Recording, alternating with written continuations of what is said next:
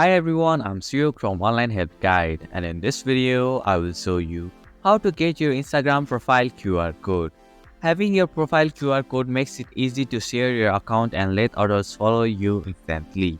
So, let's get started on how to get your Instagram profile QR code. First, open the Instagram app on your device. Tap on the profile icon from the bottom right corner of your screen.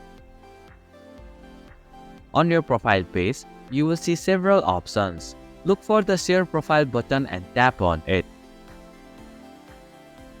Now, your unique Instagram profile QR code will appear on your screen. You can save it, share it with friends, or scan it using another device.